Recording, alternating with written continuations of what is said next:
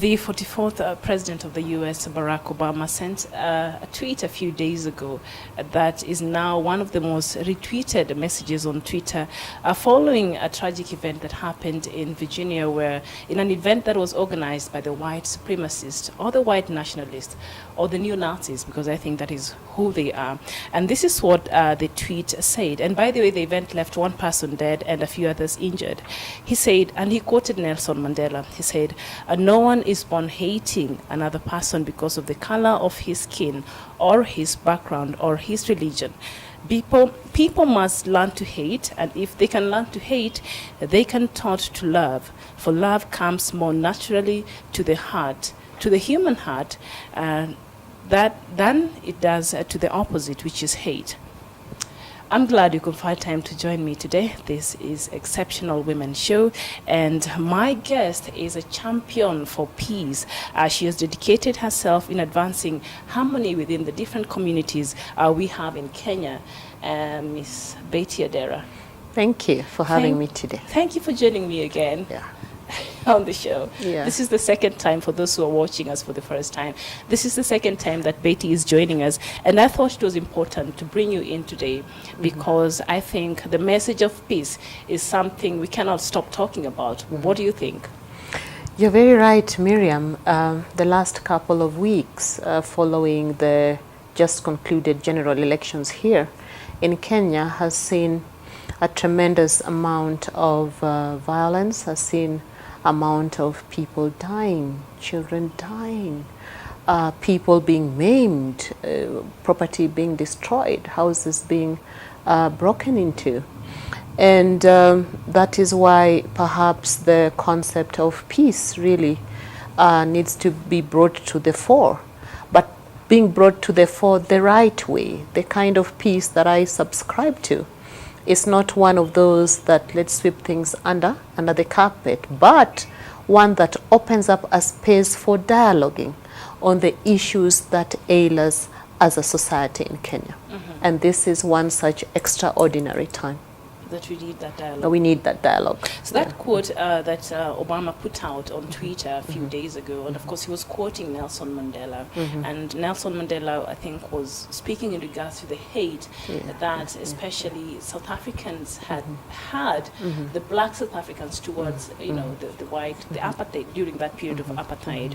And just an excerpt from the quote. He said, "People learn to hate, but they can be taught to love, for love comes more naturally to the human heart." Bring it back to the Kenyan right now, as it is. There's a lot of hate, especially on social media, depending on which side of the political divide one is. And you read things and you wonder, okay, so all of a sudden, is it now that you realize you don't speak the same language as your neighbor or this and that? How can we use love and peace messages really to, how can love conquer, especially in what we have right now? Well, I think love is one of those extraordinary values that transcends all manner of races, all manner of injustices, all manner of discrimination the world over. Our context of Kenya, the kind of hate we are seeing, is perhaps not one that is aligned to a race, but it is more aligned to two things, in my view. One is your tribe in Kenya, or your ethnic affiliation, and also your political party affiliation. And that hate, like you correctly say, is so thick, and especially on social media, where many people also, engage, in that space. I, for instance, in my page, I'm having like 36,000 people following me. And one of the messages that I've been trying to pass across using very many different strategies is that, look, love is the supreme. No matter what we are going through right now, we have the energy and the strength and the capability in us to turn, things around. There are a couple of people who have been reacting positively to my posts for the longest time ever. But a couple of posts that I have made, recently, the same people now respond with a very harsh, tone, with hate type of, undertones. And the question I asked them that, look, fellow Kenyan, what have I done wrong to you? Just think about it for a moment. You don't even know me personally. You never even met me. But what is it? Is it that now suddenly you've realized perhaps that from my name you can tell, where I come from? And sometimes I also see people reacting to my posts on what other people have also said. But what I tell myself is that, look, one, this is my wall. And I determine the rules here, all right? Except we engage in a manner that is going to move us forward as Kenyans. That is constructive. Constructively, then you find some other, some other platform to engage. The hate is real, Miriam, and we cannot pretend. I think this is not a hate that has just become right now. It's a hate that has been for a while. And now the electioneering period just brings it, all out. But what I keep saying, and if fellow Kenyans could hear me right now, what I want to say is that we cannot drive away darkness with more darkness. Darkness can only be driven away by light. And we would be a great nation if we spend the kind of energy that we spend on social media by not focusing on the past, but by building new things for the moment right now and going forward. Okay. So you just mentioned something very interesting, by not focusing on the past so that we move forward. But also some people argue that a lot of these things now being experienced are sometimes they date way back. Others even during the independence, after the independence, shortly after the independence of this country. A lot of injustices, a lot of things like that. So is it possible to reconcile the past with the future so that truly Kenyans are able to move forward? Let me take an analogy of a child. If you have a child who is your child but not performing well in school, a delinquent, every child in the neighborhood is complaining about your own child, what do you do? Do you bring this child to a place where you keep reminding him or her that, remember, yesterday you stole, the other day you did this, the other day you did that? What does that do to that child? Or do we want to bring that child to a place where the child can be empowered to reflect on what has happened in the past and learn lessons and make a determination to move forward the right way going forward? Now, in terms of opening up injustices of the past, I think as a country we have not gotten to that place where we can impartially open up these issues and speak about them. There are injustices that have been documented in history books and all over, dating back to the times of independence. And remember, whenever there's an issue, there are always two sides of people, one who feel aggrieved and one who is the aggriever. Except we have the power to bring, these two sides together around the table, to openly talk about these things, then I think we still have a long way to go. Some of these injustices run deep. People have had families shattered, and they might be shattered forever because of what happened a couple of years ago. But I think that some people have not even healed for. That some people have not even healed for. That's the truth. And some of them are so horrendous that you wouldn't even expect them to even heal, out of it, because we can't again determine for people how they want to feel. But I think that my point is this: do we want to be stuck in that place where we are remembering every bad thing and allowing that to brew a lot of hate in our hearts and destroying the beauty that we all have inside as Kenyans? And I'm thinking we don't have to wait for some big person in the government high up there to come and do this for us. We have that opportunity to do it in our own little spaces, wherever you live, wherever you go to work, on social media. You know, if we can respond to things the right way, then the hate will start, will start receding. Oh wow! So just there's a conversation I was having a few days to the election day. Two of my colleagues were actually having it in the office, and it was very personal. One was supporting Jubilee, the other was supporting NAS, and they were very passionate conversation, and it was personal to them. And of course, they're trying to make their case why they think their side is good and whatnot. And so I was caught in the middle because in reference to 2007, 2008, post-election violence, both of these people lost their loved ones. One, his uncle was burnt alive at a certain place in this country, and the other one, the grandmother was burnt alive at a certain part of this country because of the political indifferences.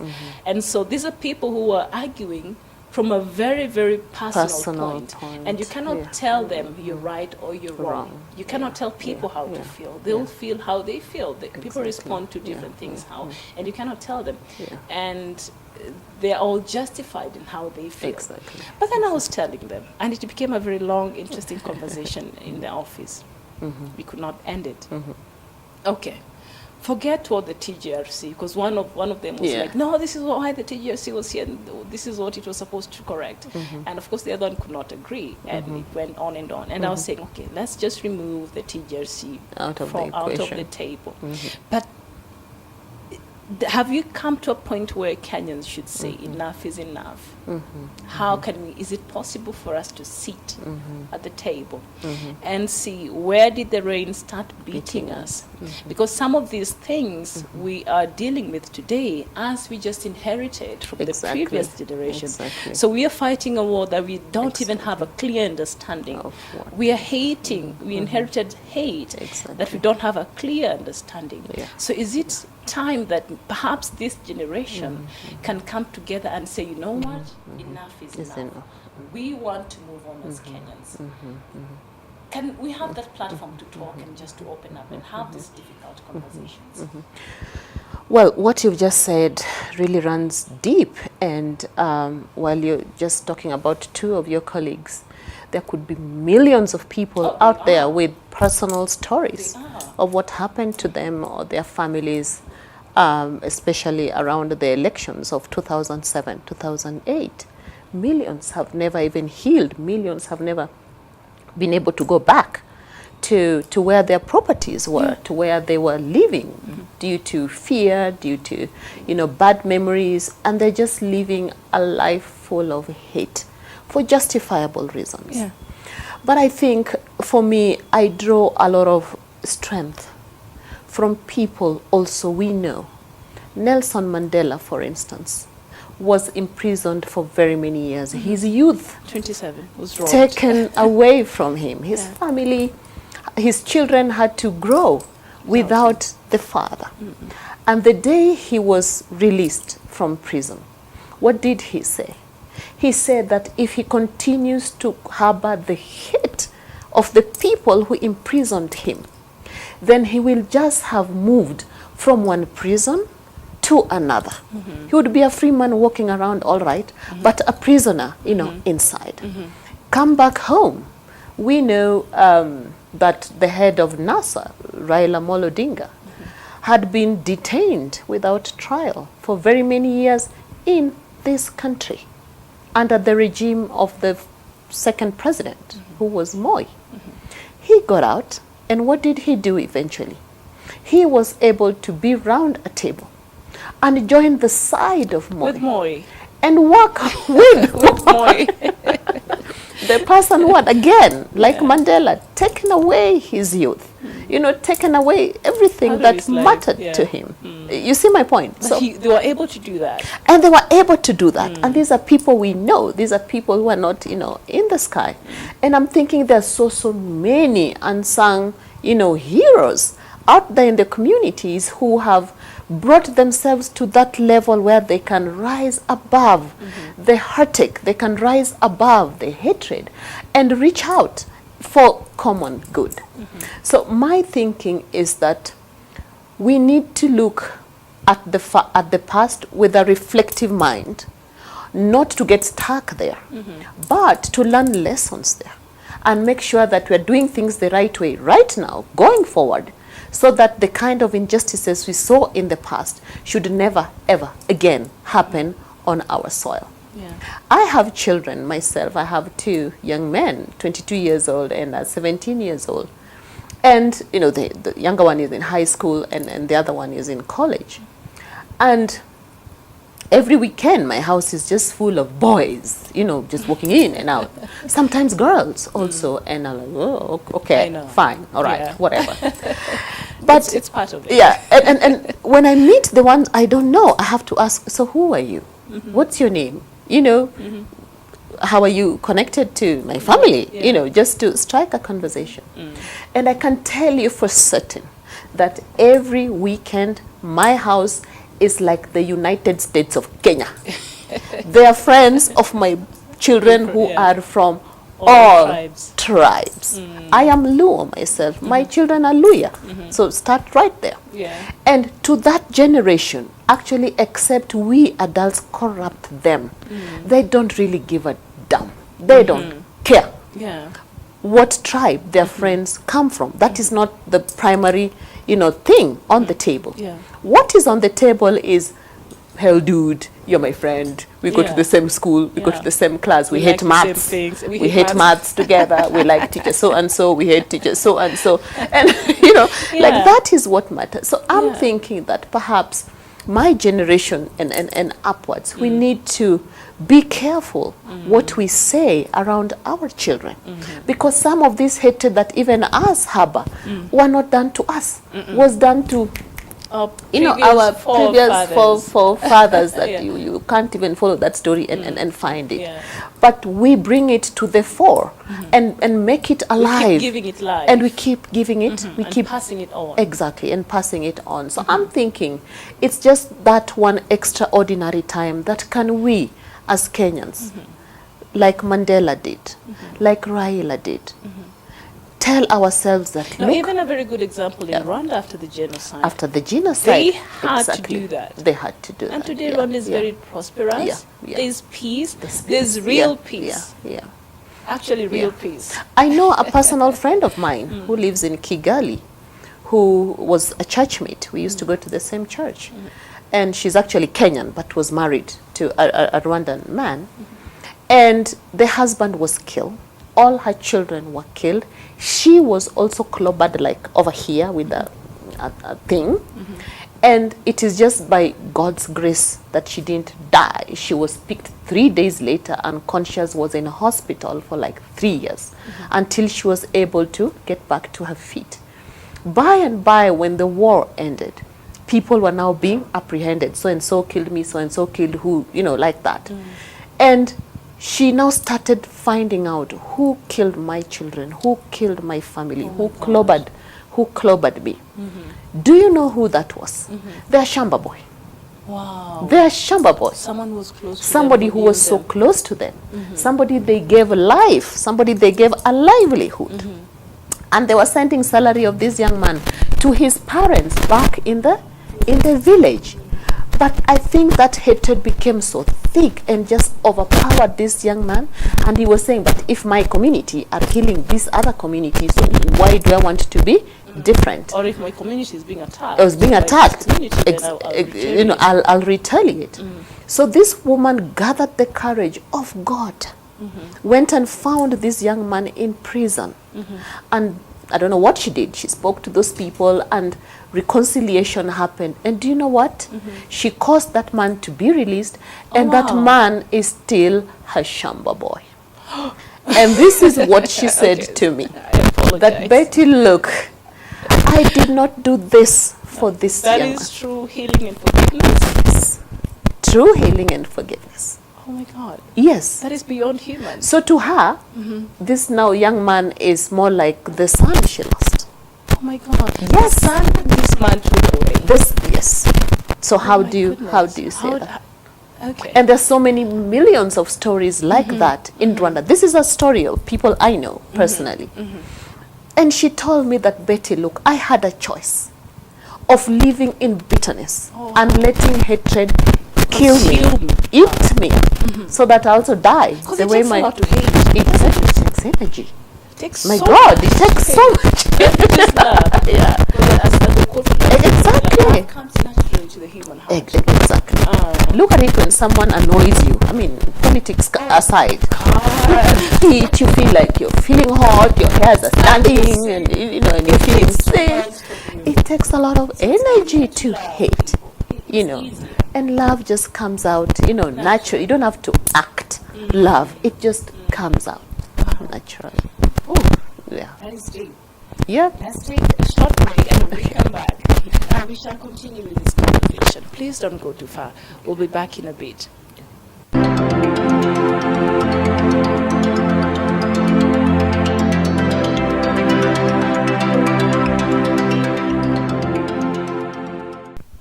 Welcome back. This is Exceptional Women Show, and today I have indeed a very exceptional woman whose life mission is to spread peace and preach peace, Miss Betty Adera. Welcome again. Thank you. And before we went to the break, of course, we were talking about you giving us the example of a friend of yours in Rwanda who witnessed the genocide and got affected and lost her family. And the Shamba boy is the one who killed her family. Yes. He was jailed, and she had the guts to go and get her out of jail. And the guy still works for her. Yes. I'm still trying to process that. But I'm just thinking, Kenyans, are we too far from that in terms of moving forward? Or what is the process? How can we stop being stuck? Because we are stuck. How can we move forward? I think Kenya, we are at a very good place to move forward the right way at various levels. At the high level of policy making and governance, we must be seen to preach peace, but peace that makes sense. Peace that means that services that ought to be given to citizens are actually given to them in the right way, at the right time, at the right cost, and within the right, kinds of framework. When it comes to, say, sharing of the national cake, if you allow me to use that word, it has to be seen. It has to have equally a Kenyan face to it. Because these are some of the things that if you ask the common mwananchi in one part of Kenya and ask the same question to another part, you can think these two people are living in two different countries. Yeah. But for me, the level that I think will cause the revolution for good, for doing good, is the level of you and I. At the mashinani level, grassroots, where The people live, neighborhood at the level. neighborhoods, Yeah. where people live. I think we need to bring ourselves to that place where we can disassociate people from their tribes, disassociate them from their political affiliations, real or perceived, and just consider them to be people because they Period. are just people, period. Yeah. And that is the message we need to send for Kenyans.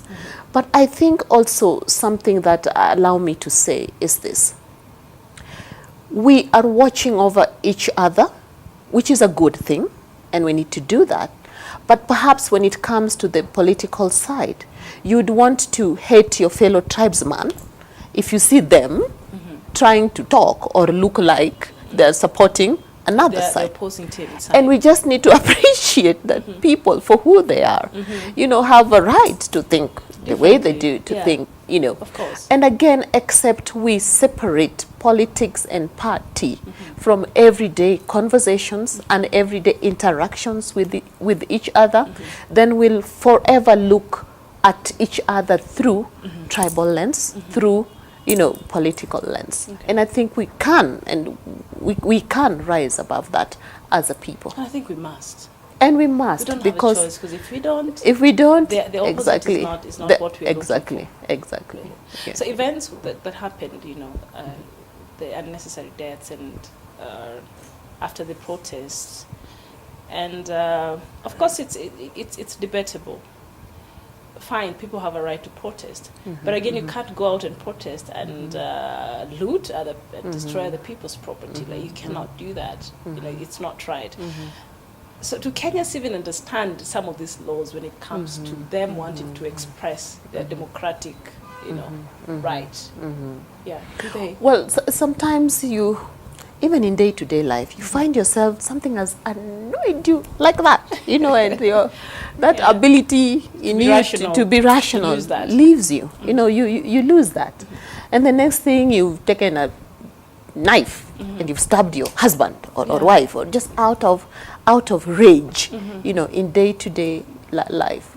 Now, in terms of the protests that happened following the elections just concluded recently, I think you're very right that, one, we need to make civic education an everyday education, so that people have 5 years to get to know what a political process looks like, and appreciating that actually elections is just an event, one event out of a broader political process. Okay?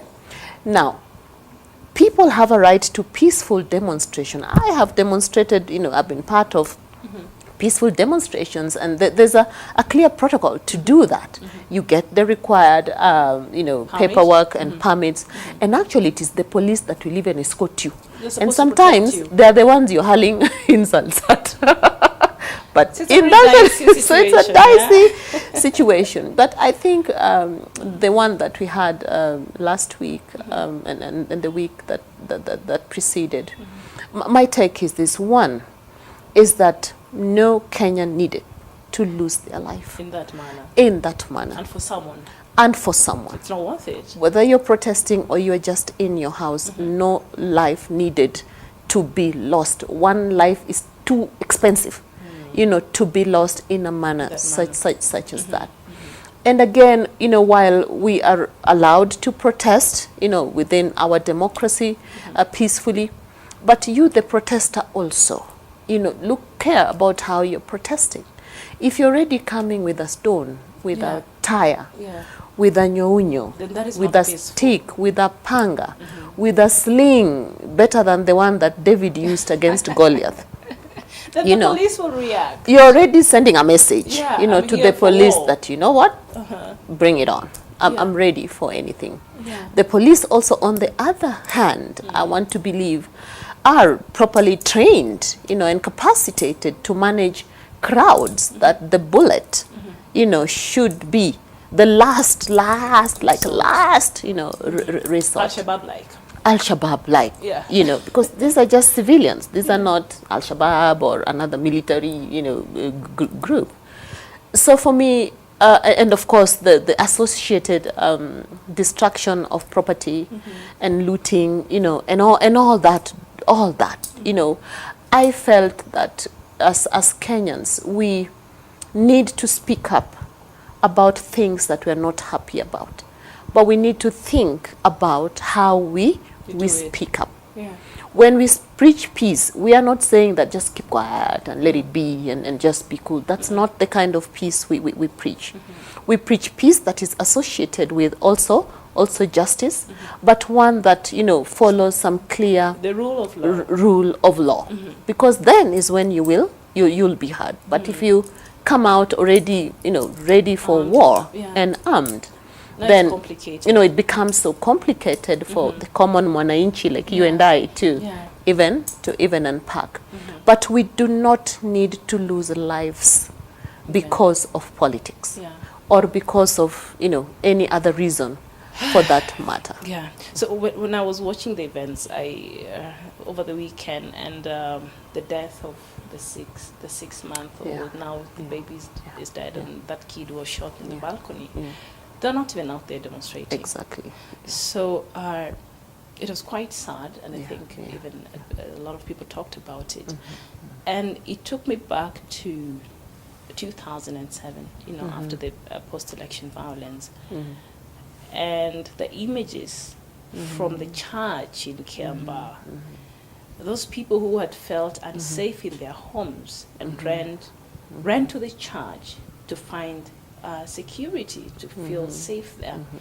And then some people somewhere sat and thought, it's a good idea to light this place on fire. And the people inside there, I'm not even, I've not even been able to get over that. And I was not even in Kiamba. Because to me, I don't care who those people are. They were human beings. Exactly. Those events, and I felt very sad. And to me, whatever happened in the country during that time, and whatever happened in remember Peketoni, where a lot of Kenyans lost their innocent Kenyans lost their lives, and it's very sad. And these people, when you go to them, because I remember vividly an image of this lady who had a child in her back, and she was trying to escape, and I think an arrow was trying to hit her from outside, so she came back. She was burnt with her child on her back, and the corpse was just, the space she wanted to use to escape again now from the church, and she just entered the church before it was lit on fire. So people who experienced this, I'm not over it as a Kenyan. Like it's still, I still get mad, even thinking about things like this. How somebody can sit down and think it's okay to take someone else's life like that, And so these people who are affected, I believe they're not over it. You cannot tell someone to move on. Exactly. And yet they've not seen justice. They leave and they see the people who perpetrated these kind of acts against them walking freely, and they lost their properties, and others have not been able to go back to their to the properties, and they lost their livelihood, something they worked with, they worked for the rest of their lives, and now they don't have that. So how can people, such people who are directly affected, be helped, to move on and to heal before we even start talking about the historical injustices that maybe other people are experiencing and are causing them to feel the way they're feeling. But these people who are affected directly, and of course the people who were meted with the deaths recently in the previous chaos, how can people be helped, these people, to move on, with their lives and to forgive and to heal? Wow, that's quite profound, and some of those images, I don't think we even saw it all. I think there's still a lot of darkness, in there, that you may just want to, work on what you know. Healing, back to what you're saying, is a process. Healing can never be a one-off. And some scars heal, but some scars might never be meant to heal. And for the scars that are not meant to heal, I think your question is more of, then what? Somebody has lost his wife and child in such a manner, 2007, 2008, and even just the other day, when we're looking at it. The motivation for all of this in different parts were different, actually, for different reasons. But whatever the reason was, lives were lost in the most inhumane manner that, like you correctly say, the person who's doing this, what is in your head? What are you thinking about when you're planning and saying, okay, now they're in that church, so let me take a petrol or a matchbox and just, And these are probably people They're not strangers, to you. They're your neighbors. They're people you've shared a drink with, you've shared a fence with, you've sold your land to, you've borrowed salt from. You've asked them, watch over my kids while I'm gone. I'll be back. And I'm thinking, Miriam, that part of the process towards national healing following that was then the formation of the Truth and Justice Commission, the TJRC. And I'm thinking several other things changed in Kenya, and I think from that point onwards is what even gave us the new constitution, brought in devolution in an attempt to resolve or respond to the historical injustices. We can never, ever go back in time to fix it. The only thing we can fix is how we are moving forward now and into the future. But that doesn't mean we don't appreciate, the heartache, the broken homes that will be affected, like for forever. But again, that brings me back to my initial thinking of opening up common conversations at the grassroots level between you and this neighbor of yours. If you have a thing, just get in there and just over porridge or over tea, just fix it. We Kenyans are so unique and beautifully made in such a way that each community has a unique thing that you can make a joke out of. And a joke just not to ridicule, but a joke for to celebrate. To celebrate them, And we could use such moments, to also just speak about these things and say, anyway, even if we are taking this tea, I still feel heavy in my heart because of what happened 2 weeks ago, what happened 5 years ago, what happened whatever time. But between you and I, can we just talk about this thing? I always come from that school of thought that what is it in this world that can beat dialogue, that can beat honest, open, timely dialogue that is done with only one mission, an intention to heal, and bring people together. Some people argue that, if you start talking again about 2007, 2008, you're going to be like, opening up wounds afresh. But except this wound is opened up afresh and treated properly, like my friend in Rwandan did, then we can have a community where we are saying, after every 5 years, people fight around elections, and in between, we live a life of still waters running deep, meaning you're not fighting, but are you really, but not really, you're not in cohesion with it. Yeah. Okay, so you as a woman, you're very vocal, and you identify the special place women have when it comes to this space of the peace. What is encouragement? I know we did that last time, but I think we still need to. Our mothers should stand in the city and don't go out in the streets. Exactly. What can we still do as women? As women. Yeah. Well, you just talked about sun. Just the other day, on the day after voting, my 17-year-old young man. Oh, he didn't vote. Of course, he didn't vote, but he decides. He has this football, soccer match, that he wants to go to school, and play with his friends. And I'm asking him, do you know what's happening in the country today? What, Mom?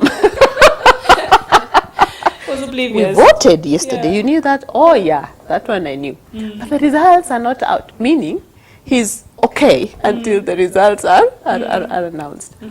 But I think to women in general, whenever there's anything good that happens, there's always a woman somewhere to celebrate it.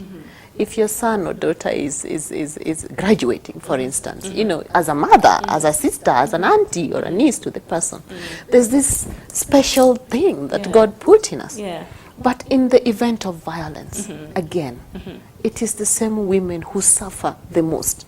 They might not run as fast because you have 3 children, you still want to be sure you gather them. Or maybe you're pregnant. You're maybe pregnant or both.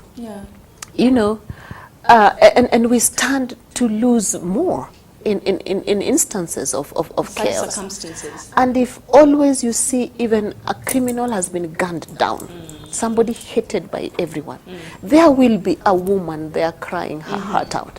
Because to her, this is my son. To her, this is my nephew. This is my husband. This is my...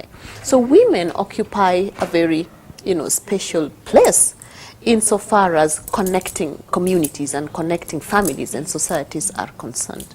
And I also feel that it is the same women who again have it in their hands, to also preach peace and bring peace and bring people to talk and kemea ujinga, and you know, kemea ujinga. Ukabila ni ujinga. Ukabila ni ujinga. That's what I was saying. Kemea ujinga. There's a way that if it comes from a woman, you know, carrying a baby in on her back, it has more power. It's more powerful than if it came from you know, a man. And we say this, I say this with all humility and due respect. So in that sense, I think as women, we need to, you know, get out, you know, and reach out to other fellow women with the same message of, you know what, if we connect together and hold our hands together, you know, all these dudes around here are going to toe the line, and they sure will. Oh wow, Betty, it's really wonderful to have you here today. We needed that message, especially right now in our country. Yeah, so I'm happy you came by. And people, remember, if you learned how to hate, you can learn how to love and love one another. And that how you can be able to forgive and heal and move forward as a country. We are stuck together, 42 plus, other communities, other cultures, other languages. So we're not going anywhere. All of us are here together. So we better find a way of making it work for all of us. And until next time, thank you, Betty, for coming. I am Miriam Ogutu, and thank you for watching.